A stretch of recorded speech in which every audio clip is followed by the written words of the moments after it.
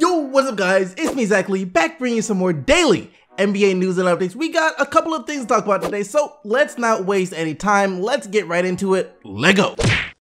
Sounds to me like Giannis Antetokounmpo is about to go full-on Russell Westbrook this year. Last year, Russell Westbrook was on a mission to prove that he could still carry the Oklahoma City Thunder to the playoffs without Kevin Durant. We all know how that mission went. It was a huge success. And now Giannis Antetokounmpo this year has also come out and said that he feels like he is on a mission as well. And it's not a mission just to get the Bucks back in the playoffs again, but instead it's a mission to get the Bucks on the map. He wrote a blog post for EuroHoops yesterday, and in it he said some pretty exciting things. Hello everyone, the season has begun. Several things have happened, and to be honest, this season I feel like I'm on a mission. I had a good start and I achieved a new career high in points.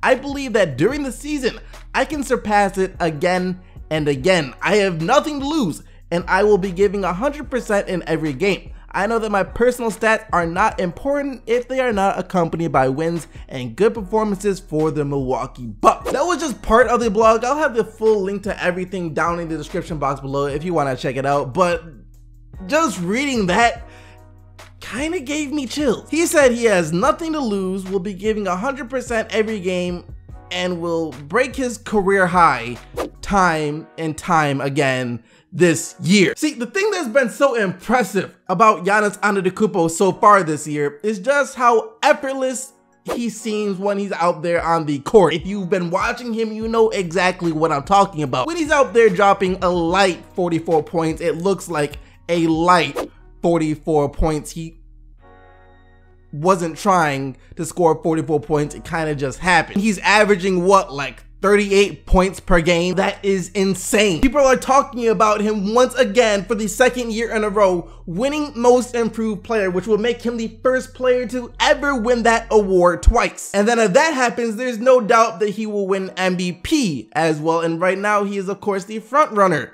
to win the MVP award. And it's so scary because, like I said, you watch him play and it doesn't even seem like he's trying. You can still envision him getting better as this season goes along. What you're seeing right now isn't even his final form. So you would have to be some kind of special fool to believe that Giannis is bluffing when he says he believes he will break his own records over and over and over again this season. Just think about it. That was a light 44 points on a back-to-back, not coming off a day or 2 days of rest. No, on a back-to-back, he dropped a light 44. The fact of the matter is, and this sounds so simplistic and dumbed down to say, but it's just all I can say that I know to say is that Giannis is completely, utterly unguardable, unstoppable, whatever you want to call it. And even then, I think that might be an understatement. I can think of other players in the NBA who are considered unguardable. You look at Kevin Durant,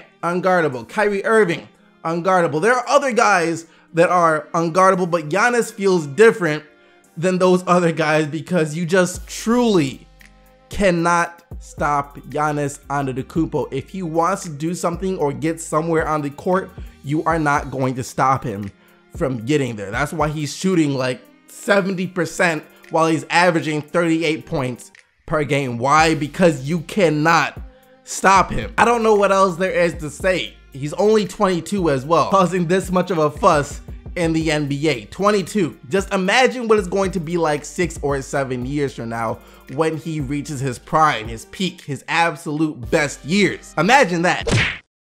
Biggest news to come out yesterday was surrounding the worst team in the NBA. How often does that happen? The Phoenix Suns, they've only played 3 games so far this year, yet they somehow managed to lose 2 of those games by over 40 points each. How does that happen? When you lose 2 games in a week by over 40 points each, you can guarantee that things are about to get real ugly real fast for that organization, and that's exactly what happened yesterday. It was like bang, bang, bang, bang, bang. And it all started when Bledsoe set the NBA world on fire with 5 simple words: I don't want to be here. That's all he had to say, and everyone immediately knew what he was talking about. He doesn't want to be on the Phoenix Suns anymore, and can you really blame him? The dude is a gifted point guard, a really good point guard when healthy, and he's in his prime right now, but his best years are being wasted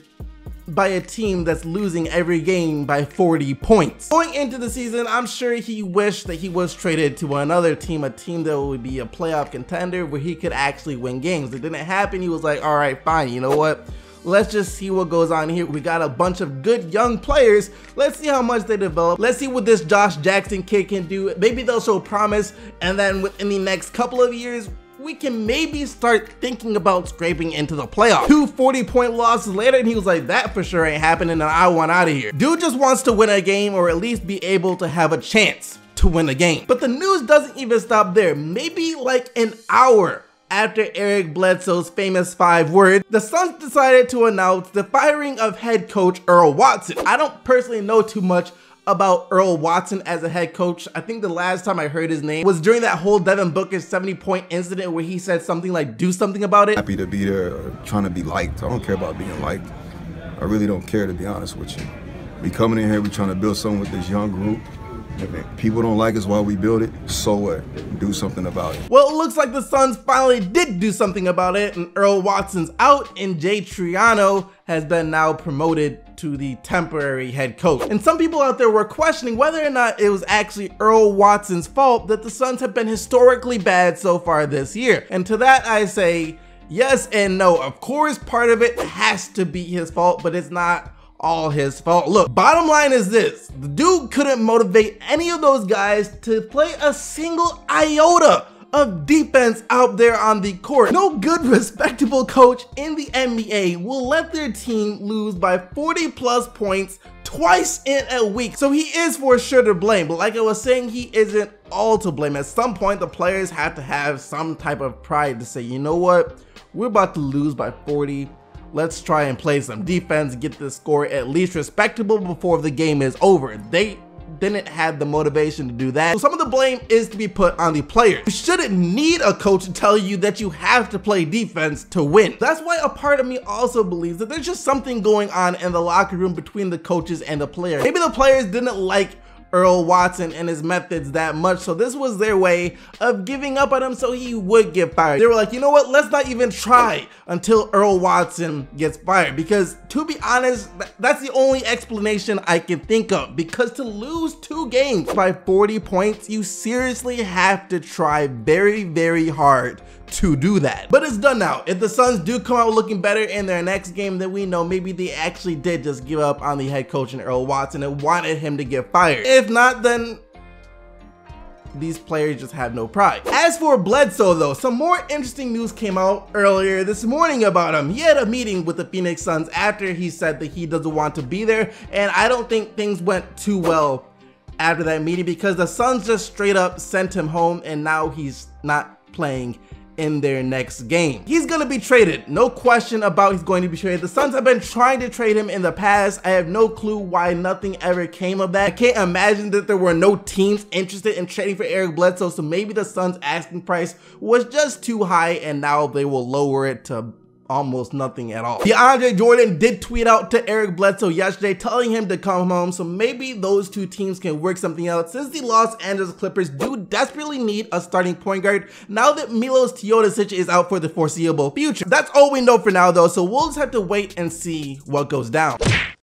Question of the daytime: where do you guys think that Eric Bledsoe is going to get traded to? Let me know down in the comment section below, but now let's take a look at what you guys said in yesterday's video. And yesterday, I asked you guys how you eventually see Dwayne Wade fitting in on the Cleveland Cavaliers, and this is what you had to say. Question of the day: I think he should come off the bench. That's really the only comment that I need to show right now, because an article just came out. Literally as I was looking through the comments, I got a notification saying that the Cavaliers are now going to start J.R. Smith over Dwayne Wade. So Wade is coming off the bench, and I think this is a great move for the Cavs. It should have been like this all along. The Cavs need more shooting in this starting lineup. J.R. Smith is a much better shooter, as well as Wade will now be able to lead that second unit off the bench, so this makes perfect sense. Should have been done all along. But that's going to do it for today though, guys. Let me know what you think about all of this down in the comment section below. I guess until tomorrow, keep getting the buckets, Team SDC, and I'm out of here. Peace!